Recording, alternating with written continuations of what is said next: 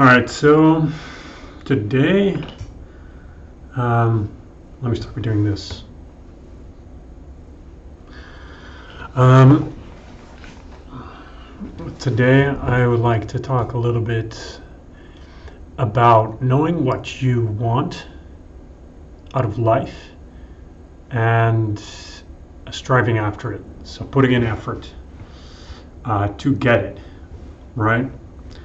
I think that's something that's on everyone's mind, and it's been on mine forever, as long as I can remember, anyway. So yeah, you figure you're here. Um, Maybe you don't like where you are. You probably don't, right? I don't think anyone is really completely happy with where they are, right? You could always use more money, better relationship, or a relationship, better friends, better job, a job you like more, a hobby you like more, a feeling of fulfillment, just more fun, less of the negative emotions, the ones you don't like, more spiritual development, anything, get better at the sport you play, get better at anything that you do, work on your career, because if you stand still, that's stagnation, right? You always have to progress, even to just remain the same. That's what a lot of people say. Here's a problem that I've had, and I think a lot of people have. It's very hard to figure out what it is that you want. What is my purpose, right? A lot of people say they know, but you always kind of doubt them. And I've never really been able to figure out mine. I think a lot of people struggle with that. And then if you do, or you semi-do, then you never really seem to be able to get it, right? Maybe you make some progress, one step forward, two steps back, two steps forward, one step back.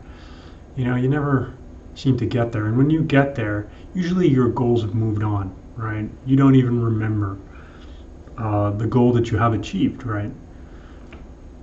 For myself, for instance, I remember when I was in puberty, I figured out I was shy. People told me I stood out in a group, I was saying less. So I figured I'm going to solve this. A couple of years, put a lot of effort in, and I think I did solve it. But by the time that I did, I had totally forgotten about that goal, and I had moved on to, I want to be super popular, I want to get lots of girls, and I didn't even think about the fact that I'd achieved my goal. I think, and I was still unhappy that I hadn't achieved my new goals. I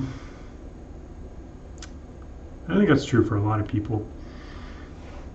So how to deal with this? Because again, like in the spiritual search, this causes so much frustration, right? The harder you work, the less you get there, especially about things that you care about. It always seems to be that way, right? The harder you try, sometimes the less your results seem to be, right? So a lot of things I did, it was like that for me, to the point where I got super frustrated. I was trying so hard, and I was just getting worse at things. Sports, the social thing I talked about. And I would get so frustrated that I would just hang back, right? At some point, I would still show up, but I'd be too tired, or I just knew it was going to bring results, so I just hang back. I just did nothing, right? I just didn't even try anymore. And a lot of times people say, well, that's when the results come. That wasn't true, really, because I wasn't really trying. So nothing really happened. But it was very educational. I just hung back.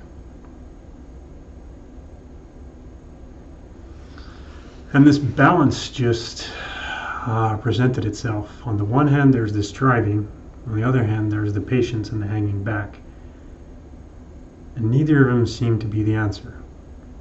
Right? It's a duality. Probably the two sides of one coin. Right? So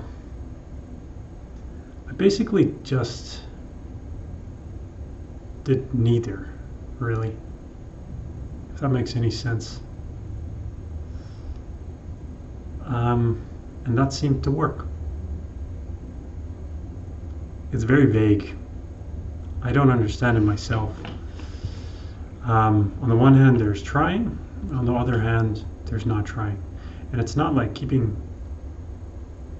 striking a balance, which would be kind of trying, It's not that.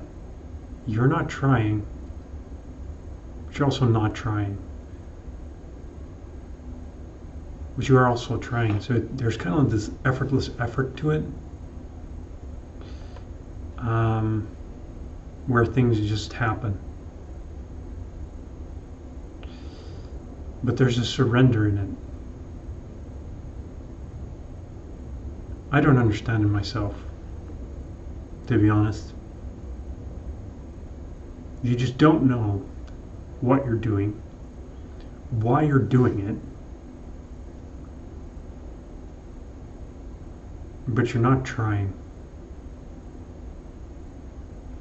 All right? This was especially true trying to beat fear, trying to not be nervous for presentations. I tried all kinds of things to not be nervous in situations where you usually are nervous.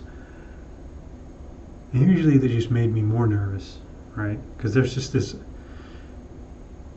there's performance anxiety, right? Am I going to be able to perform? And then if you add this thing that's going to help you not be fearful, that's just another thing that you have to do besides what you already had to do. All right, so you just let go of that.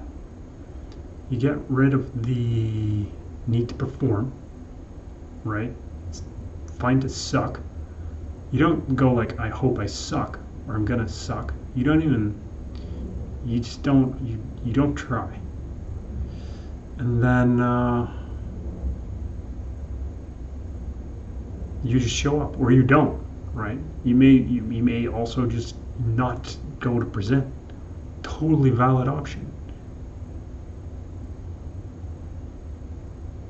I don't get it. I don't get it. I don't understand it. There's a surrender in it, It's like you have this fear and you want it to go away, right? So you dislike the fear, you try to destroy it again, try to meditate it away, try to wish it away, all these tactics, right? But this is not like that, right? You surrender to your fear. The fear is fine. It's fine for the fear to be there. But not as in it's so fine that it can leave and then it's gone. It's fine to stay there forever. And we don't even think about it. You don't even think about it. That's the best I can describe it right now. And it points to nowhere. Again, it's like Nagarjuna's, it doesn't exist, nor does it not exist. That's the space.